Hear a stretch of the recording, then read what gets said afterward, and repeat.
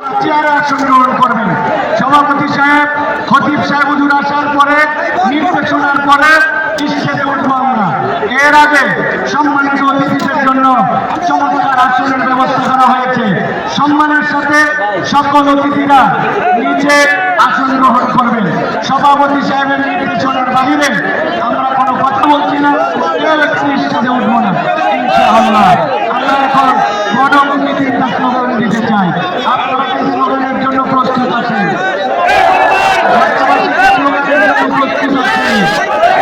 দেশবাসী কি প্রস্তুত আছে? প্রস্তুত আছেন? পতাকাগুলো উপর দিকে উঠান। প্রস্তুত আছেন আপনারা? সবাই রেডি আছেন? দেখে একটা স্লোগান দেন, লিল্লাহে তাকবীর, লিল্লাহে তাকবীর, নারায়ে তাকবীর,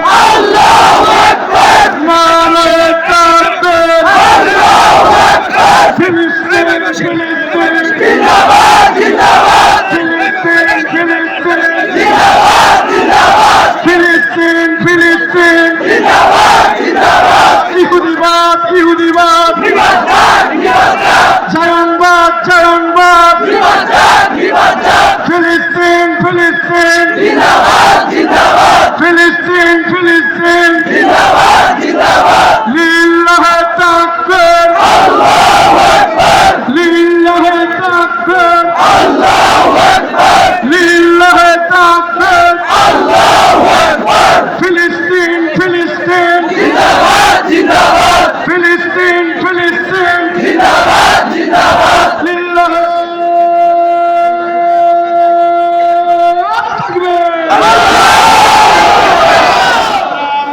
মাইকের শব্দ যত দূর যাচ্ছে,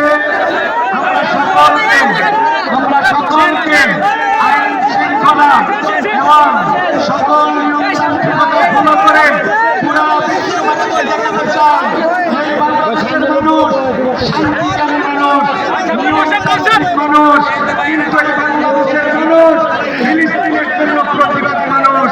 তাদের হৃদয়ে ফিলিস্তিনের ভালোবাসা উদ্ভাসিত আছে।